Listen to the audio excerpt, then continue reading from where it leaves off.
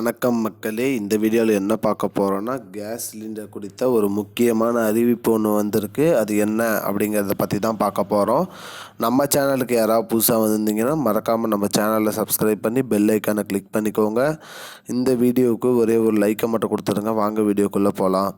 பொதுவாக பார்த்திங்கன்னா கேஸ் அதாவது மோடி அரசின் திட்டத்தின் கீழே உத்வாலா யோஜனா திட்டத்தின் கீழே சிலிண்டர் வாங்கின அனைவருக்குமே மானியம் கொடுத்துட்டு வராங்க.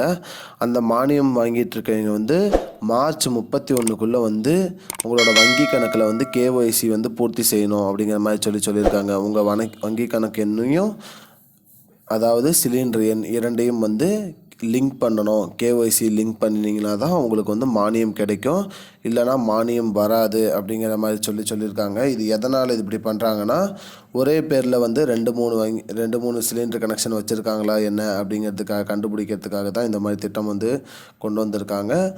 அதனால் மார்ச் 31 கடைசின்னு சொல்லியிருக்காங்க. அதுக்குள்ளே உங்களுடைய வங்கி கணக்கு எண்ணையும் அதாவது கேஸ் சிலிண்டர் எண்ணையும் இது இரண்டையும் இணைச்சி உங்களோட கேஒய்சி நீங்கள் பூர்த்தி செய்யணும் அப்படிங்கிற மாதிரி சொல்லியிருக்கேன். கேஒய்சி பூர்த்தி செய்ய என்ன பண்ணணும் அப்படின்னு பார்த்தீங்கன்னா, உங்களோட வங்கி புத்தகத்தையும் நீங்கள் கேஸ் ஆஃபீஸ்க்கே போனீங்கன்னா போதும், அவங்களே கேஒய்சி உங்களுக்கு லிங்க் பண்ணி கொடுத்துருவாங்க.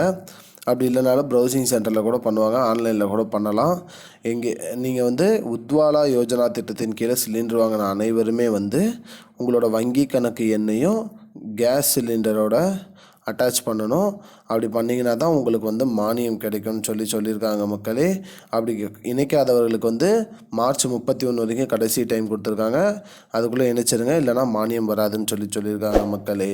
இதுதான் இப்போதைக்கு முக்கியமான பயனுள்ள தகவல். இது போன்ற பயனுள்ள தகவலை தெரிஞ்சுக்கொள்ள நம்முடைய சேனலை மறக்காமல் சப்ஸ்கிரைப் பண்ணுங்கள். நன்றி.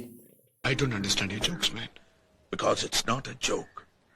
முன்ன பின்ன தெரியாத ஒரு பையனுக்காக விடுற அந்த மனசு இருக்க, அதான் கடவுள்.